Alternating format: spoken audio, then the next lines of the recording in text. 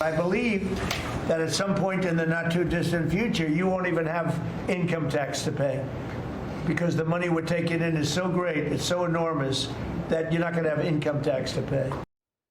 A bold pledge from President Trump to end the income tax for some Americans, but not everyone is pleased by that idea. Washington State Governor Bob Ferguson is backing an income tax proposal for millionaires in his state. Our system here in Washington, our tax system, way too regressive. What does that mean? The wealthy pay a smaller percentage of their income in taxes as opposed to 99% of our population. That needs a change. Seattle radio host Jason Rantz disagrees. He writes this on X, quote, "This is an unconstitutional income tax, but the Washington Supreme Court will give it the green light and taxpayers will be screwed once again." I'm pleased to say that Jason Rantz joins us now live on this Christmas morning. Great to see you there, Jason. Let's talk about this tax. What I think is so interesting is that Washington State is one of 9 that does not tax wages. So to go from essentially 0 up to almost 10% on folks making more than $1 million, that is a huge change. Jason, your thoughts? It's not just a huge change, it's actually unconstitutional. But the problem is we've had these kinds of income taxes be proposed before, such as the capital gains tax, what the federal government literally calls an income tax.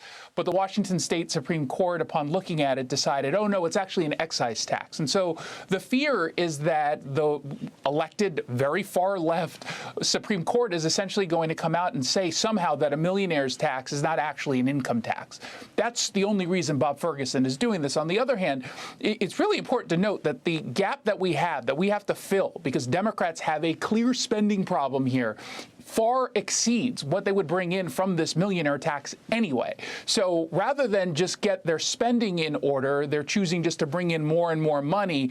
And the second that they can stop going after the millionaires, because they'll probably leave or do things with their money so that they're not taxed at that high rate, they're going to come for the rest of us. And that's happened over and over and over again. Last year, we just had a historic rise in taxes that impacted absolutely everyone, on top of the capital gains tax. So it's a scam from the beginning, and it's a shame because they are not learning their lesson as to the consequences of these kinds of tax schemes. You make so many good points. One, is the governor not thinking about his tax base? He's assuming that people will just stay in the state and pay.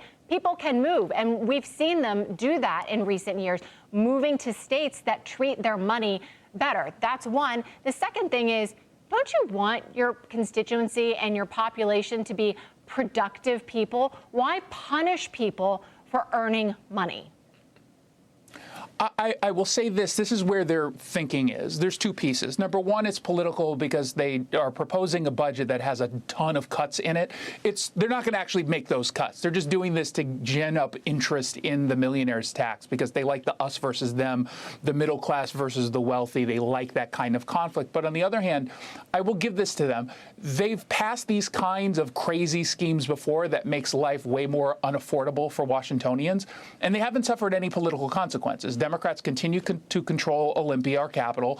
They continue to get everything that they run for, and pretty much there's very little resistance when it comes to voting time. So we've almost primed them to push these kinds of ideas. You'll get some people like me who are upset about it, but then the voters ultimately just, again, continue to vote for Democrats. And so until they pay a political price, they're not going to stop. Well, one has to wonder whether this might just be taking it just one step too far. We have to leave it there, Jason. Thank you very much for joining us. Merry Christmas to you. Hey everyone, I'm Emily Campagno. Catch me and my co-hosts Harris Faulkner and Kaylee McEnany on Outnumbered every weekday at 12 p.m. Eastern, or set your DVR. Also, don't forget to subscribe to the Fox News YouTube page for daily highlights.